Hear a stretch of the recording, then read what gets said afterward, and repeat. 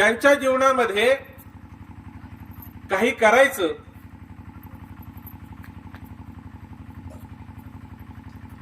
असं काही बाकी राहिलंच नव्हतं.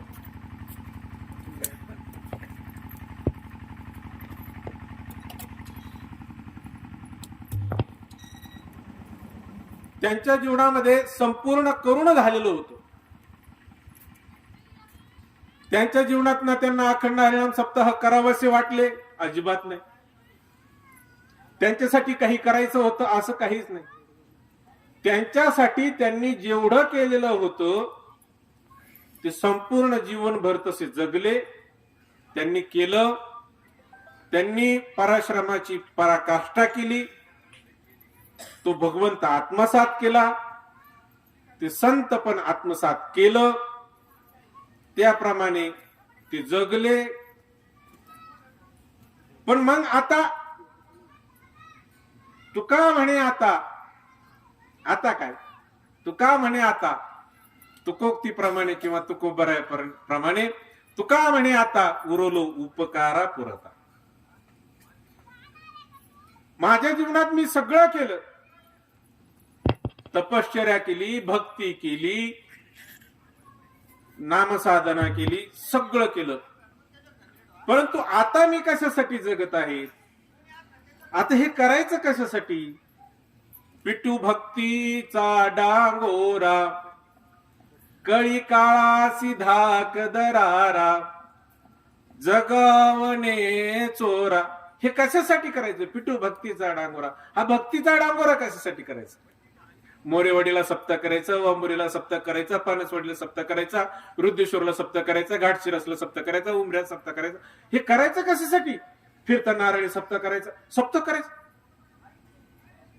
ही सगळी भजनी मंडळी घेऊन जायची, ही सगळी वारकरी घेऊन जायची, पंक्ती, अन्नदान, हे मंडप, सगळा लावायचा. सगळा कोणासोबत? रघुनाथ महाराजांसोबत.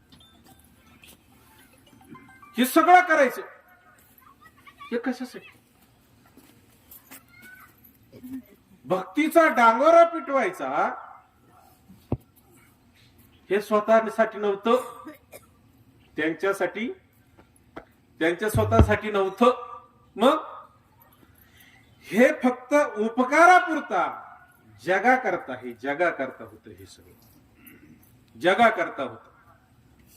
आणि हे सगळं जगा करत असताना त्यांनी त्याप्रमाणे जगले आणि ते तेवढं करून ठेवलं. बस आता हे चालणार आहे नाही, हे आपल्याला चालवायचं. मला सांगा, हा 41 वर्ष सप्ताह आपण करत आलो का चालू आहे? अट्टहासाने करत आलो, अट्टहासाने. कारण की हे ध्यानात ठेवा, प्रपंच हा चालत असतो, परमार्थ तो करावा लागतो, तो अट्टहासाने करावा लागतो. अट्टहासानेच परमार्थ करावा लागतो. तसा होत नाही, तसा होतच नाही. तुम्ही कोणाच्याही तोंड नाही का?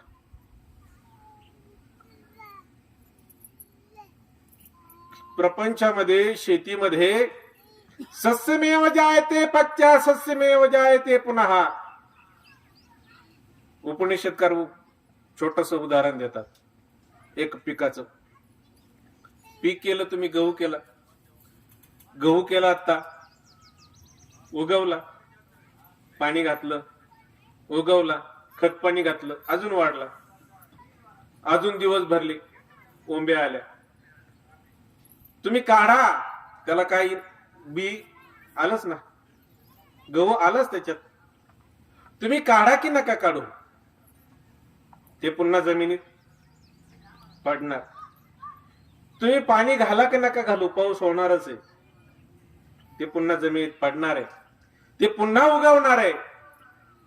तसं हा प्रपंच जो आहे तो हा चालणारच आहे. हे घटिका यंत्र जैसे परिभ्रमेगा, हा चालणार आहे, याच्यात खंड नाही होणार. परंतु तुम्हाला जो परमार्थ आहे तो अट्टहासानेच करावा लागणार आहे. याच्यामध्ये अखंडता टिकवण्यासाठी अट्टहास ठेवावा लागेल, करावा लागेल.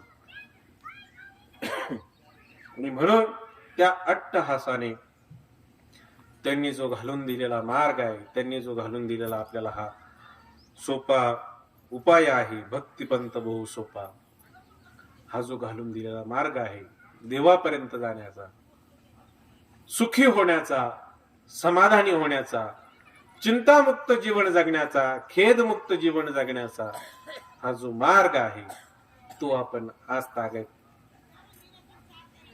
तागायत देवत आहोत. आणि गेल्या मध्यंतरी किंबहुना काहीशी अशी पिढी आहे, काय करायचं, कशासाठी? काहींना वाटतं काय, चला आज पंक्तीला. पंक्तीसाठी कीर्तन नाही, कीर्तनासाठी पंक्ती. आपण या भक्ती सोहळ्यामध्ये यावं, न्हाणून निघावं, स्नान करून निघावं या ज्ञानगंगेमध्ये.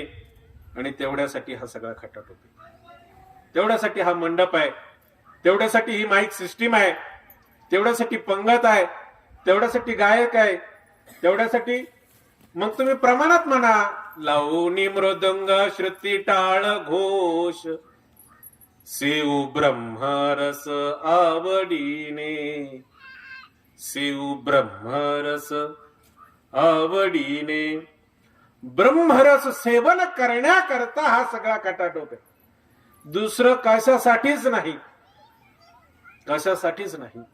आणि म्हणून तो ब्रह्मरस आपण सेवन करावा, बस यासाठी तो ब्रह्मरस सेवन त्यांनी केला, त्याचं रसपान घेतलं, आपणही घेतलं, इतरांनाही घेता यावं, तेवढ्यासाठी हा अखंड हरिनाम सप्ताह रघुनाथ महाराजांच्या व पागिरी गुरुजींच्या हस्ते याच स्थापना झाली. आणि आज 41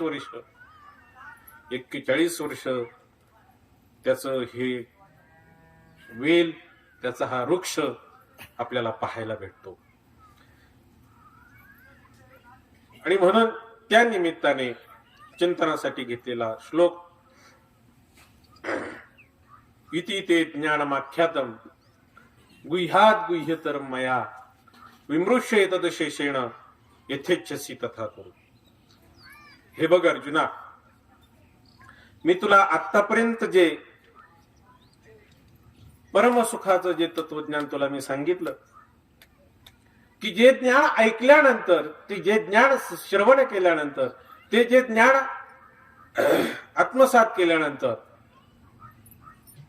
माणसाच्या जीवनामध्ये, माणसाच्या नाही, यावत जीवाच्या जीवनामध्ये दुःखाचा एक लवलेशही राहत नाही. त्याचं जीवन अहता ममता निर्मुक्त होत. त्याच्या जीवनामध्ये अहता, मीपणा राहत नाही, अहंकार राहत नाही, काम क्रोध लोभ मद मत्सर दंभ अहंकार षडविकार हे कोणतेच राहत नाही.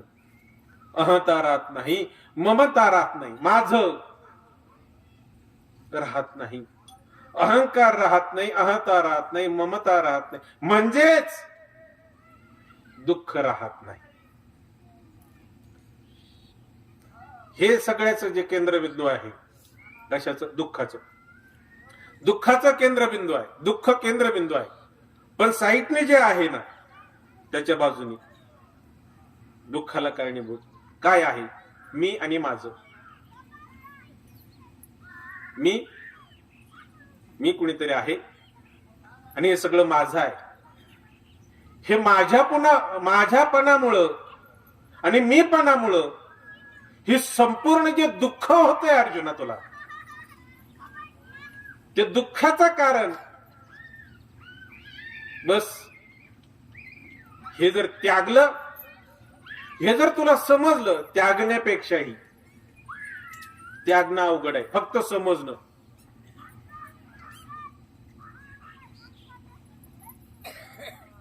प्रपंच त्यागावा का समजावा? वाक्य चिंतनाला की काय प्रपंच त्यागावा का समजावा? समजावा.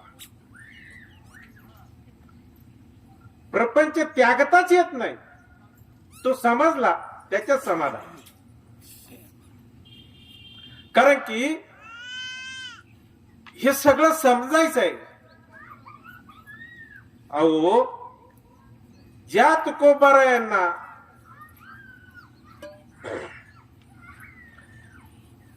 त्याच शेतीमध्ये, त्याच घरामध्ये, कोणत्या 2 सौ होत्या त्याच घरामध्ये, ज्या घरामध्ये नारायण होते, मुलं होती, त्याच घरामध्ये, कोणत्या घरामध्ये श्री एक अन्न अन्न करता करता करता करता त्याच घरामध्ये, ज्या घरामध्ये दारिद्र्य आहे, पण जे घर पूर्ण सावकारकीने भरून होतं, श्रीमंतीने भरून होतं, पुन्हा तेच घर बरे झाले देवा, दिवाळं निघलं त्याच घरामध्ये. म्हणजे त्याच घरामध्ये सुख देत होतं. घर सोडलं नाही त्यांनी, घर सोडलं नाही. त्याच घरातली शब्द आहे, आनंदाचे डोही आनंद तरंग, आनंदाची अंग आनंदाची. दुसऱ्या घरातले काही बदललं त्यांनी? कपडे घालायचे बदलवलं, स्नान करायचं बदलवलं. ज्या सौच्या हाताने, जिजाबाईंच्या हाताने भाकरी खात होत्या, त्याच जिजाबाईंच्या हाताने बदललं काहीच नाही. बदललं अंतःकरण वृत्ती, शरीर बदलत नाही. हे समजून घ्या. परमार्थ करणं म्हणजे आता ते दशक्रिया विधीच्या वेळेस म्हणतात ना, याजसाठी केला होता अट्टहास, शेवटचा दिस गोड व्हावा. मग कोणाला काय वाटतं, गेला हा मुक्त झाला. मरण पावणं म्हणजे मुक्ती नाही. मरणात मुक्ती ही वारकरी संप्रदायाची किंवा ही वैष्णव संप्रदायाची संकल्पनाच नाही. याची देही याची डोळा, भोगू मुक्तीचा सोहळा. याच ठिकाणी, याच डोळ्याने, याच हातापायाने, दुसरीकडे जायची गरज नाही. बस समजण्याची गरज आहे. समजायचं. विहिरीमध्ये पाणी आहेच हो, विहिरीतलं पाणी कुठंच जात नाही. छोट बाळ संग नेलं बाबानी, बाबा बाबा बाबा विहिरीत पाणीच नाही. पाणीच नाही, पाणीच नाही. अरे पाणी आहे बाळ्या.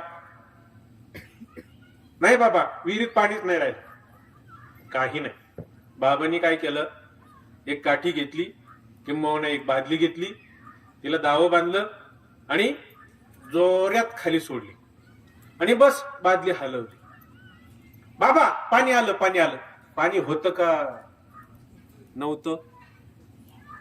पाणी होतच, फक्त काय केलं, त्याच्यावर जे शेवाळ आलेलं होतं, ज्या शेवाळामुळं बाळाला पाणी दिसलं नाही, ते शेवाळ काय केलं, बाजूला केलं. तद्वत याच देहामध्ये सुखच सुख आहे, सुखच सुख आहे, समाधानच समाधान आहे, शांती शांती आहे.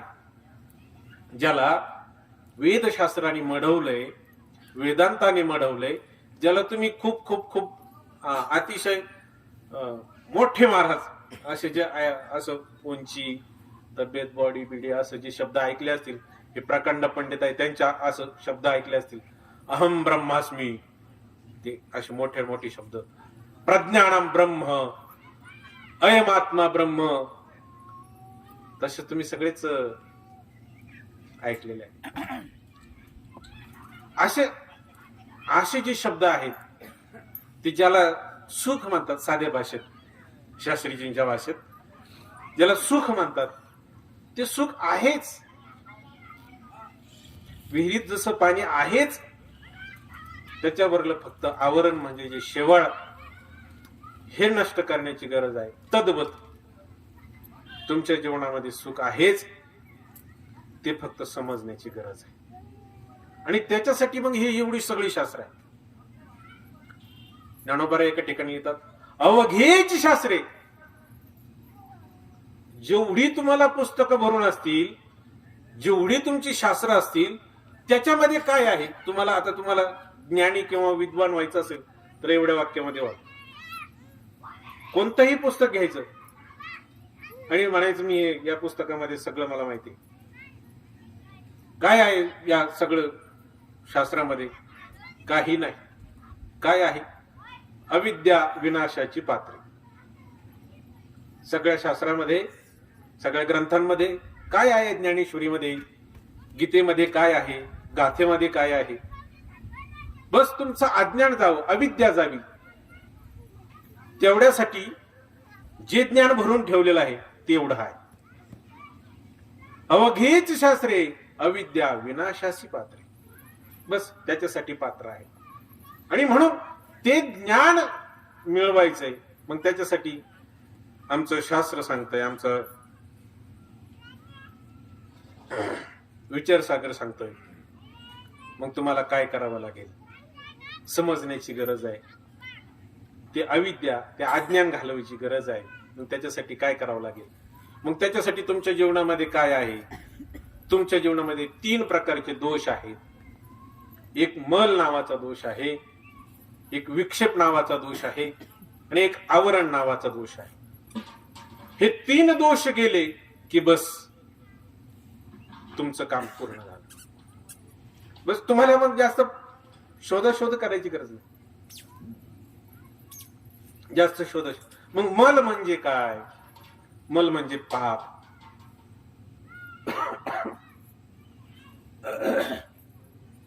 मल म्हणजे पाप. मग ते पाप तुमच्या जीवनातलं जाण्याची गरज आहे. बस मग पाप हो पाप.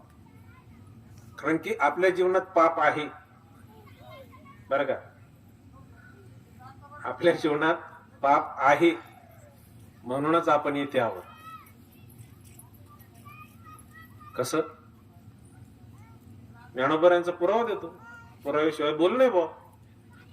समोर ज्ञानेश्वरी महाराज मंडळी बसलेत. काय? आगा कर्मे जय ओरावे, सुख दुःखी फळा यावे, तया ते भोगावया यावी देहायका. कर्म शिल्लक आहे. मग ते कर्म पुण्यात्मकच शिल्लक आहे असं समजायचं काही कारण नाही. ते कर्म पापात्मक सुद्धा आहेच, म्हणून आपल्या जीवनात पाप आहे. म्हणून मल नावाचा दोष आहे. आणि कुठपर्यंत पाप आहे? जोपर्यंत आपल्या जीवनातलं सद्गुरु कृपा होत नाही, आपल्या जीवनात सद्गुरु कृपा होत नाही, तोपर्यंत समजावं आपल्या जीवनात पाप आहे.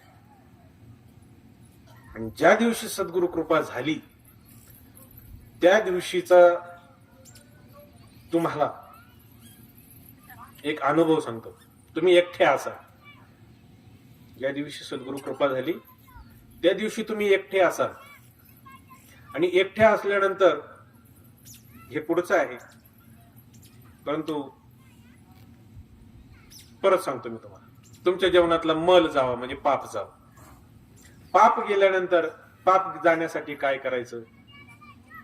अंतःकरण शुद्ध करायचं. अंतःकरण शुद्ध करण्यासाठी भगवंताचं नामघोष घ्यायचा, भगवंताचं चिंतन करायचं. मग पुढचा दोष आहे विक्षेप. विक्षेप नावाचा दोष आहे. तो कसा घालायचा? कसा घालायचा? अर्जुनाने सुद्धा विचारलं होतं की देवा चंचलम हि मन कृष्ण प्रमाथी बलवदृढम तस्याहम निग्रमण्ये वायुरिव सुदुष्करम. हे चंचल चपळ मन आहे. ते मन काय थांबत नाही, ते थांबण्यासाठी काहीतरी उपाय सांग. मग त्याच्यासाठी भगवंताचं चिंतन आहे. दृष्टांत सांगतात, मी दृष्टांत सांगत नाही. भगवंताचं चिंतन करणं, त्यावर उपाय आहे. बस चंचल चंचल असलेल्या मनाला, आता सकाळची वेळ आहे, देवासमोर तुम्ही बसलेले आहात, हातामध्ये पवित्र तुळशीची माळ आहे. रामकृष्ण हरी, रामकृष्ण हरी, रामकृष्ण हरी, रामकृष्ण हरी, रामकृष्ण हरी. भगवंताचे पाय आठवलेत, रामकृष्ण हरी, रामकृष्ण हरी, रामकृष्ण हरी, रामकृष्ण हरी, रामकृष्ण हरी. परंतु ते मन घडीत वावरात चालू असलेल्या मोटरीकडे जात, नाहीतर घडीत गॅसवर असलेल्या चहाकडे जात, नाहीतर तारीख असली तर टायमाकडे जात. परंतु याच्यासाठी काय उपाय? चिंतन. पुन्हा तेच, पुन्हा तेच, पुन्हा तेच, पुन्हा तेच. मग हा विक्षेप नावाचा विक्षेप. मग विक्षेप गेल्यानंतर काय होतं? काय होतं विक्षेप गेल्यानंतर? नेमकं काय होतं? काही बदल होतो का? नवीन शिंग फुटतात? विक्षेप गेल्यानंतर काय होतं? काहीच होत नाही. बदल काहीच होत नाही. तुम्ही ज्या ठिकाणी आहात ना, त्या ठिकाणी बसल्यानंतर रामकृष्ण हरी, बस राम डोळ्यासमोर येतो. हा बदल होतो. बदल काय होतो? विक्षेप जाणं म्हणजे काय? रामकृष्ण हरी, विठ्ठल हा शब्द म्हणल्यानंतर बस विटेवर उभा असणारी सगुण साकार मूर्ती विठ्ठला समोचरण दृष्टी, विटेवरी साजिरी, तेथे माझी हरिवृत्ती राह.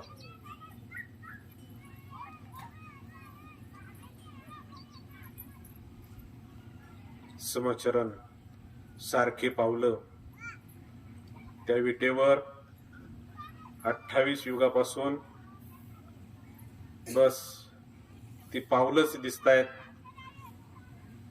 त्या कानोपात्रीने पाहिलं होतं. खरंच म्हणतात राजस कुमार मदनाचा पुतळा आहे का? मदनाचा पुतळा कोमलकार आहे का? म्हणून तिनं बोट ठेवून पाहिलं. बोट ठेवून पाहिल्यानंतर ते बोट त्या पायाला बोचलं आणि तिथे अजूनही छोटासा नाजूकसा खड्डा नाही. ते बोचलेलं बोट आहे. इतका नाजूक भगवंत. वा वा. कमरेवर हात आहेत, कानामध्ये मकराकार कुंडला आहे, गळ्यामध्ये कौस्तुभ मणी आहे, छातीवर श्रीवत्सलांचन आहे, भृगु ऋषीने मारलेली लात आहे, पवित्र डोक्यावरती भगवान महाविष्णू आहे. बस विठ्ठल याला विक्षेप जाणं असं म्हणतात. ज्या भगवंताचं चिंतन करतो तो भगवंत साक्षात जवळ उभा राहणं, त्याचं सगुण साकार मूर्ती उभा राहणं, त्याला विक्षेप जाणं म्हणतात. आणि तो विक्षेप दुसरा पर्याय नाही त्याला. चिंतन, जो गुरूंनी जो मंत्र दिलेला आहे त्याचं मनन चिंतन निधिध्यासन, आणि मग सगळ्यात शेवटी जे आहे ते तत्वम पदार्थ शोधन, ज्याला आवरण जाणं म्हणतात. आवरण दोष, आवरण नावाचा शेवटी घातला असं तरी चाललं. हा,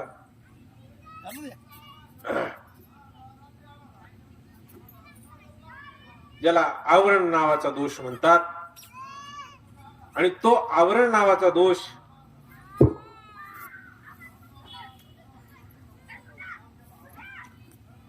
आवरण नावाचा दोष कशाने जात असेल तर तो सद्गुरु कृपेने.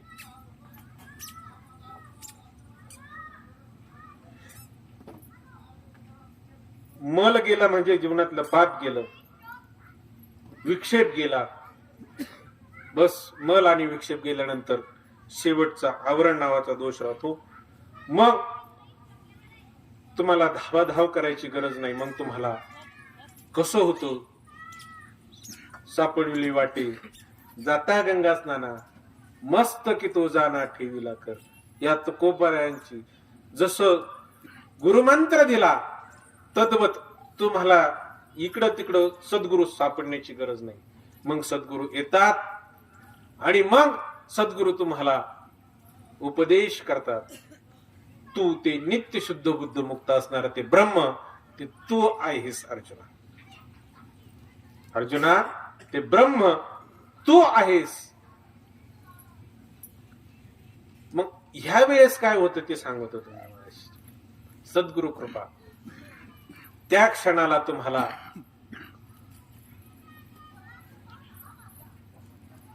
तुम्हाला अचानक डोळ्यामध्ये पाणी येणार.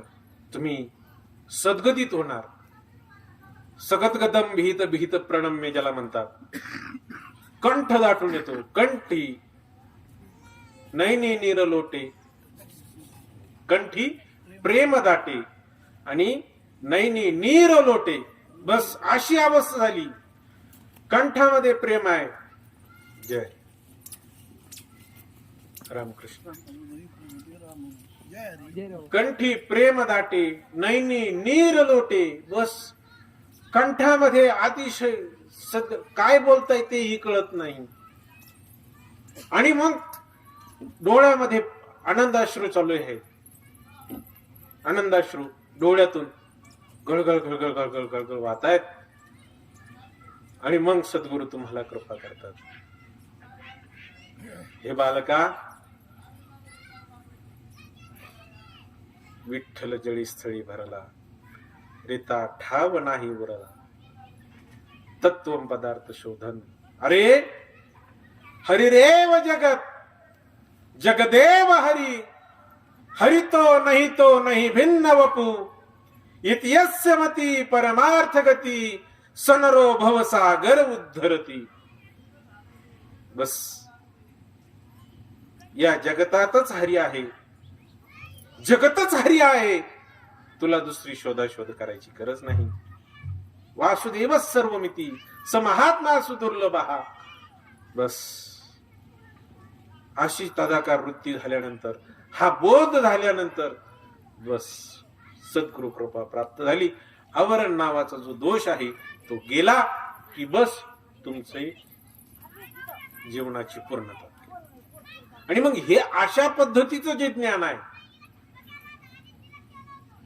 अशा पद्धतीचं ज्ञान, ते ज्ञान मी अर्जुना तुला आतापर्यंत सांगितलं. त्याच्यासाठी येणारे अडथळे जे आहेत, त्याच्यासाठी येणाऱ्या सगळ्या ज्या गोष्टी आहेत, मग त्याच्यासाठी आता हे सगळं करायचं म्हटल्यानंतर तुला योग सांगितला, तुला याग सांगितला, तुला जप सांगितला, तुला तप सांगितलं. ते तप करण्यासाठी काय काय अनुष्ठान करायचं ते सांगितलं. साधं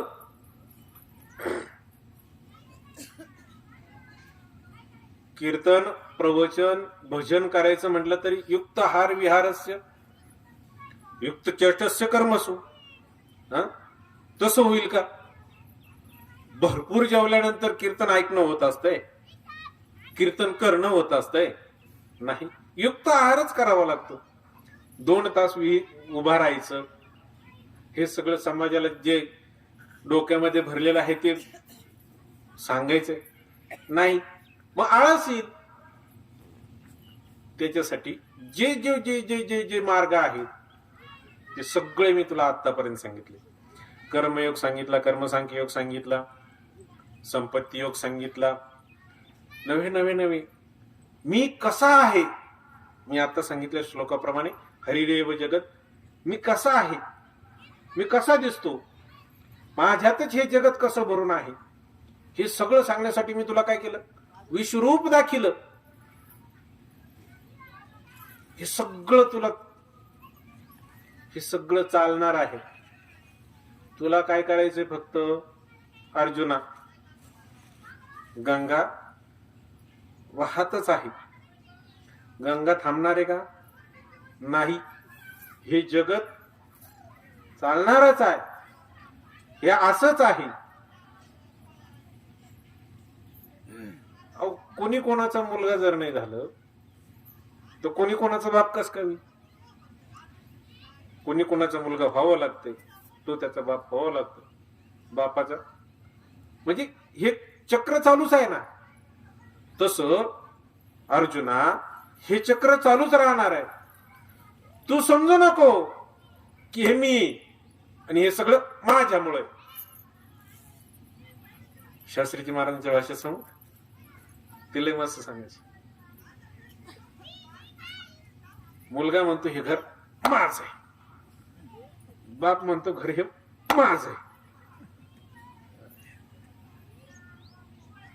महाराज म्हणायचे हे घर रात्रभर तुमचं दोघांचं नाही, मला झोपू द्या, बाहेर वा घराचं. काय मला रातभर थांबायचंय, नंतर न्याय निवाडा करा. काय कोणाचं आहे हे? माझंही करण्यात अर्थ नाही. माझं केलंय म्हणून तुला दुःख होतंय, आणि ते दुःख जावं एवढ्या करताच ह्या गोष्टी केल्या पाहिजेत. हे ज्ञान मिळवलं पाहिजे. आणि ते ज्ञान मी तुला आतापर्यंत सांगितलं. आणि त्या ज्ञानाने काय होणार आहे, त्या ज्ञानाने तुला सुख भेटणार आहे. आपला टाइम संपत आला. त्या ज्ञानाने तुला सुख भेटणार आहे, त्या ज्ञानाने. कारण की शेवटचा पर्याय भगवंतानी सांगून टाकितलं, इति ते ज्ञान माख्यातम. आता या पुढचं ज्ञानच नाही. तुम्ही जगात कुठेही जा, या ज्ञानाशिवाय तुला पर्यायच नाही. शेवटचा श्लोक सांगितला, मन मना बहुमत भक्तो, आणि त्याच्यानंतर तमेव शरणं गच्छ सर्व भावेन भारत तत्प्रसादात परम शांती स्थानम प्राप्स्यसि शाश्वतम. या पुढचं या जगतामध्ये ज्ञानच नाही किंवा मार्गच नाही. तुला योग सांगून पाहिला, नाही जमला का? योगाला काय प्रवचनाला 1 तास बसता येत नाही, तर योगाला कुठं तुला 6-6 तास बसता येत आहे. तेवढा आहार सेवन कर. इथं आहार म्हणजे किती? 1 घास 32 वेळा चावावा. रसायनशास्त्र सांगतं काय, 1 घास 32 वेळा चावावा. शक्य तरी का पंक्तीमध्ये पंगत 15 मिनिटात उठती, तेवढ्या याच्यात काय जे घास खायचे 5-50, आणि तेवढ्या याच्यात 1 घास 32 वेळा चावायला लागल्यानंतर शक्य आहे का? बरं, त्याच्यात गुलाबजाम, आता 1 गुलाबजाम जर 32 वेळा चावायचं म्हटल्यानंतर ती शक्य तरी का? 1 गुलाबजाम जर 32 वेळा चावायचं म्हटलं तर 4 नाही तर 5च खाईल. इथं कमीत कमी 40-50 रेकॉर्ड तोडायचंय. शक्य तरी का? नाही. म्हणून तुला एक शेवटचा मार्ग सांगतो की तमेव शरणं गच्छ सर्व भावेन भारत तत्परम शांती स्थानम प्राप्स्यसि शाश्वतम. तू मला एकट्याला शरण ये. तुला आतापर्यंत मी योग सांगितला, याग सांगितला, जप सांगितलं, तप सांगितलं, हे सगळं ज्ञान सांगितलं. आवरण घालवायचं, हे सगळं बाजूला ठेव. काय मला फक्त एकट्याला शरण आहे. मग आता ते शरण येण्याचे प्रकार वेगळे. शरण्य, करण्य. शरण जाण्या योग्य फक्त एकच आहे. 9व्या अध्यायामधली ओवी, जो मजो होय अनन्य शरण, त्याचे निवारी मी जन्म मरण, या लागी शरणागता शरण्य मीची एकू. एवढ्या करता सांगितलं फक्त ओवी. काय मीची एकू, शरण जाण्या एकटा. मग इतर देवदेवतांचं वर्णन मी आता वेळ नसल्यामुळे करणार नाही, हरिपाठाची वेळ झालेली. एकटाच आहे, एकटाच, इतरत्र कोणीही नाही. म्हणून तुम्ही मला सगळे शरण या. तमेव शरणं गच्छ सर्वज्ञा सर्व भावेन भारत, सर्व भावायुक्त अंतःकरणाने मला शरण या. मग हे मी तुला आतापर्यंत मी तुला जे ज्ञान सांगितलं, आता मला वाटतं 18व्या अध्याय चालू झाला असं आहे की नाही? 18व्या अध्यायापर्यंत, या श्लोकापर्यंत आतापर्यंत जे ज्ञान आहे ते सगळं मी ज्ञान तुला सांगितलं. मग आता तुला ज्ञान सांगितलं, ही माझी जबाबदारी. इति ते ज्ञानमाख्यातम. मी या सगळ्या ज्ञानाचं आख्यान तुला वाचून दाखवलं किंवा सांगितलं. तुला सद्गुरु कृपा झाली पाहिजे, तुझं आवरण गेलं पाहिजे, तू सुखी झाला पाहिजे, तू तत्व पदार्थ शोधन केलं पाहिजे, तू योग केला पाहिजे, या केला, सगळं सांगितलं. हे कशातलं होतं? गुह्यात गुह्य तर मया, गुह्यातलं गुह्य होत. किती गुह्य होतं? जे न सांगेची प्रीतिया वसुदेवासी, जे न सांगेची बंधू बळीभद्रासी. बापाला नाही सांगितलं, बापाला आईला नाही सांगितलं, बंधू बळीभद्र बळीराम दादाला सुद्धा नाही सांगितलं, कोणालाच नाही सांगितलं. अर्जुना ते गुह्य अर्जुनाशी बोलत, अर्जुना तुला हे ज्ञान सांगतो, अशा पद्धतीचं ज्ञान मी तुला सांगितलं. आता हे बघ, माझं सांगायचं काम होतं, मी सांगितलं. आपण किंवा बाप एखाद्या मुलाला वयात आलेल्या मुलाला, तरुण मुलाला, समजदार मुलाला जर मार्ग चुकत असेल, व्यसनाधीनतेकडे जात असेल, तर काय सांगतो? हे बघ भाऊ, मी बापाच्या हिशोब याच्यात बोलतोय. हॅलो, बरं ऐका, 5 मिनिटं काय. बापाच्या भूमिकेतून बोलतोय. बाप काय सांगतोय मुलाला? हे बघ भाऊ, मी आतापर्यंत लहानपणापासून किंवा माझ्याकडे प्रपंच आल्यापासून मी रात्रीचा दिवस केला, कष्ट केली, काबाड कष्ट केली. याची टोपी त्याच्या डोक्यात घातली, त्याची टोपी याच्या डोक्यात घातली. परंतु जे काही कष्ट करायचे ते सगळे कष्ट करून झाले. आतापर्यंत मी सगळं केलं. बटन हॅलो, चेंज करा, चेंज. खटका बदला फक्त.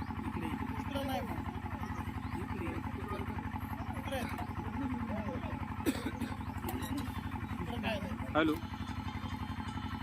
बरं जाऊ द्या, आता त्याचा आवाज जास्त झाला म्हणून असं. हॅलो, हा बस. काय मुलाला बापाच्या भूमिकेतून सांगतो, मी आतापर्यंत जे केलं ते सगळं रुपया रुपया रुपया रुपया करून केलं. हे बघ, हे आता तुझ्या हातात आहे.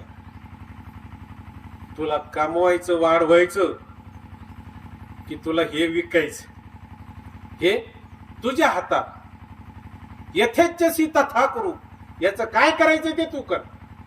तद्वत भगवंत अर्जुनाला म्हणतायत की हे बघ अर्जुना, मी तुला आतापर्यंत जे ज्ञान सांगितलंय ते ज्ञान तुझ्या हितकारकच आहे.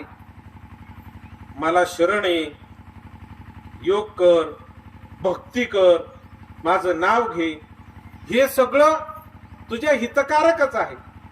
तुला याच्यातून कल्याणात्मक जीवन जगता येईल, सुखमय जीवन जगता येईल, किंबहुना सुखी होशील, देव होशील, देव. पण आता तुला तसं ज्ञान संपादन करून तसं वागायचंय का? तुला परत तुला